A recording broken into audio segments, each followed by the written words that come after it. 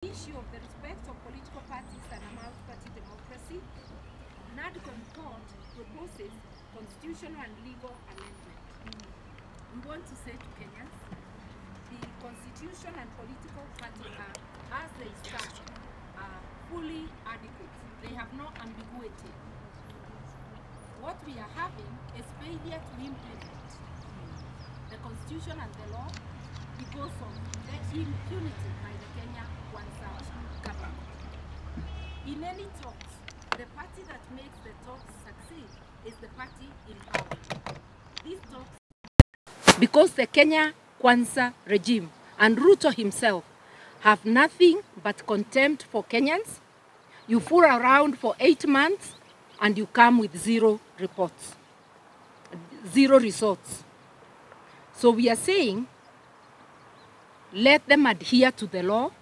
We are not interested in any amendments. We are interested in full and strict adherence to the law.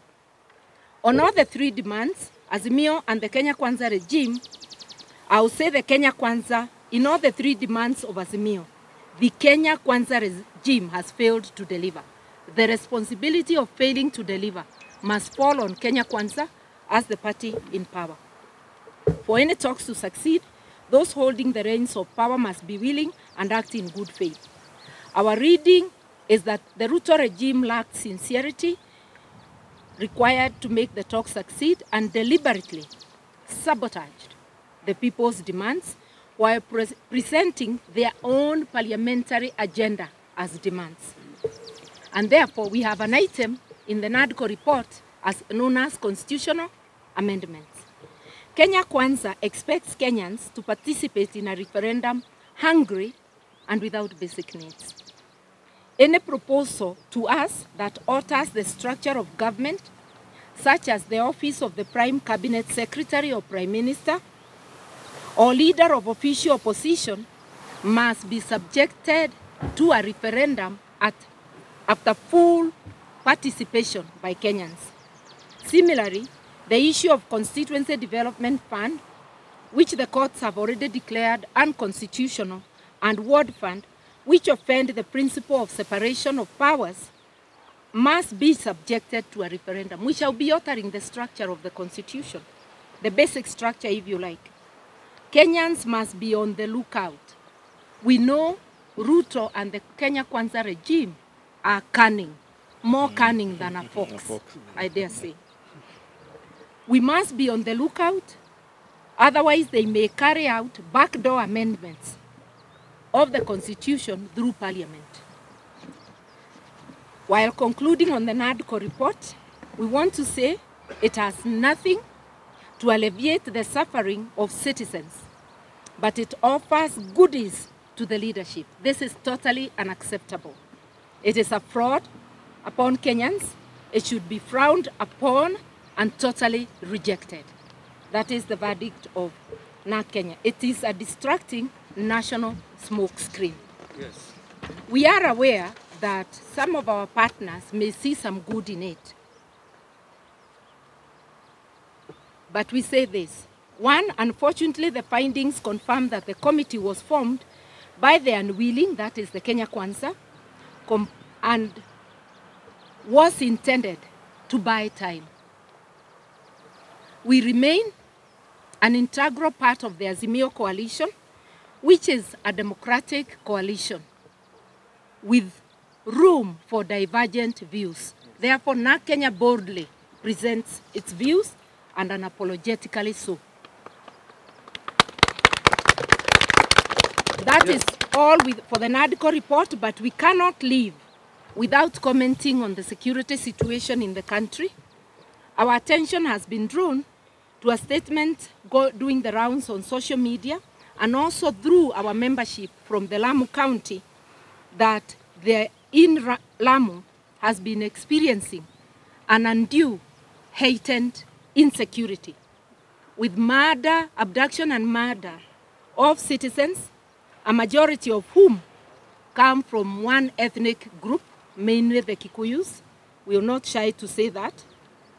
And even this week alone, there's been abduction and murders. We've also seen in the media a group of residents of Lamu making decisions as to who is a member of the Lamu community.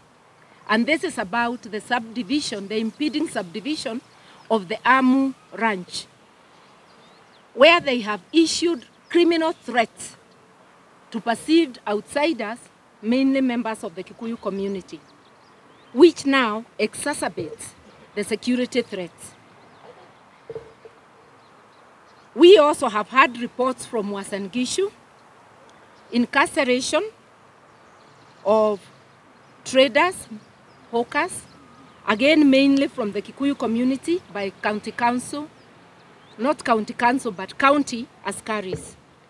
No statement or action has been forthcoming from the Kenya Kwanza regime or the Ministry of Interior in this insecurity in Lamu and in Uasin Gishu. RUTO and Kenya Kwanza must come clean whether he has authorized persecution of the Kikuyu nation and especially the diaspora. It's a very serious issue. We want to remind them that our constitution allows Kenyans to live anywhere they choose. And all over the country, including in the mountain, we have Kenyans from everywhere who are residing there. And in Lamu, we have Kenyans from everywhere, and some are second generation, having been born in Lamu. We want to know, or rather we conclude, the silence of RUTO and the KK regime indicates complicity in this affair. We also want to comment on the weaponization of the criminal justice system.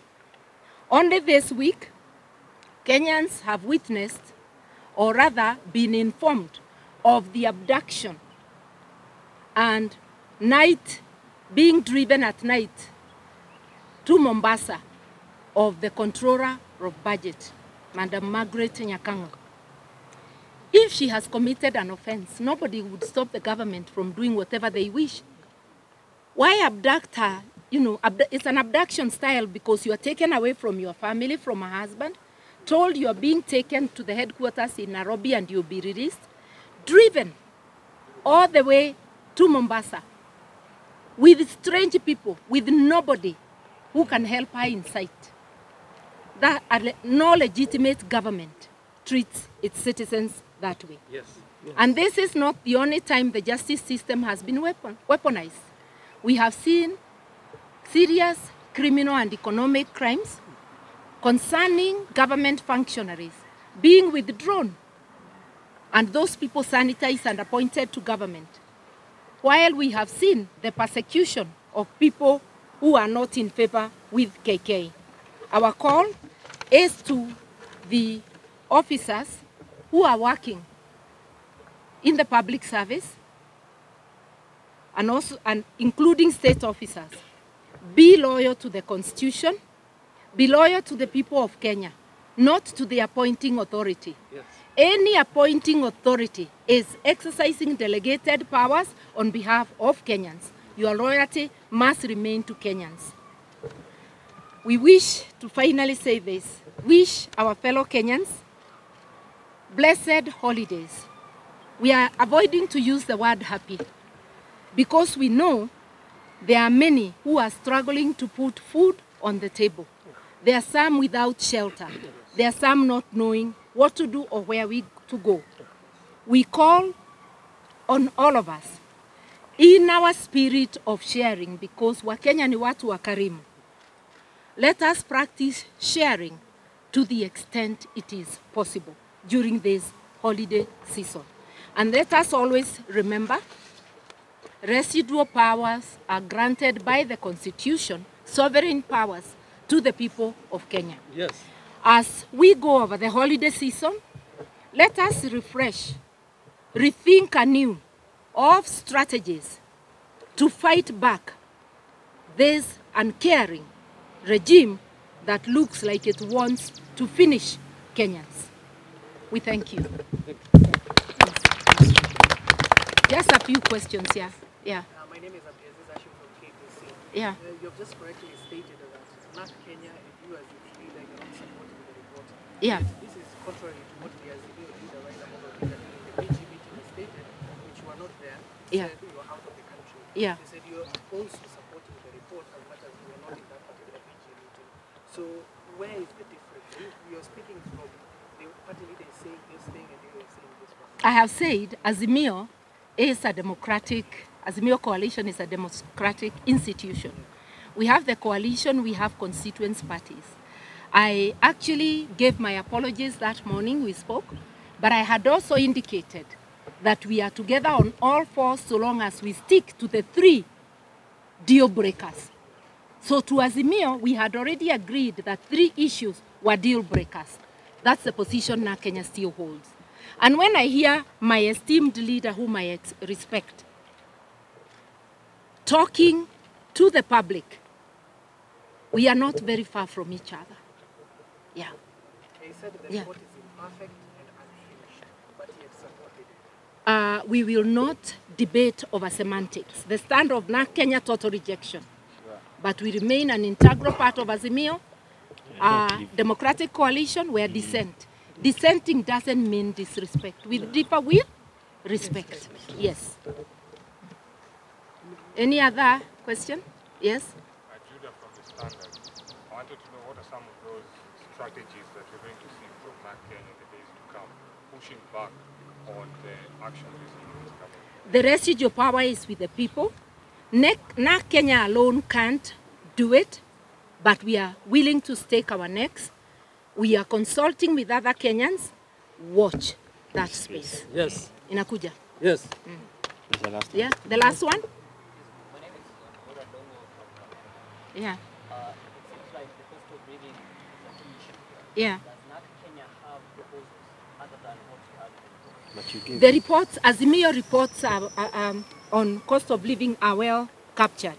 And even in the statement today, we are saying the starting point would be reduce the fuel tax to where it was, 8. That would have a ripple effect. Scrap the housing tax, which is but a slush fund. Even before we go to food subsidies. This country, this is not the first time Kenyans have been faced with hardship, although it is the worst, because we have an uncaring regime. We have had occasions when government has had to subsidize foodstuffs to enable Kenyans to go on. This government is not only tone deaf to the cries of Kenyans, it is taxing. I think the stage we have reached, because these are punitive taxes. Maybe in January they are preparing to tax the air we breathe. Yes. Yes. So this is completely ridiculous. Yeah. So we do have strategies, and that is why Kenyans, I believe, had given an opportunity to those who know how to run a country to run it. Why don't we audit the elections and finish this? May we wish you, members of the fourth estate, also blessed holidays. And thank you for coming. Thank you.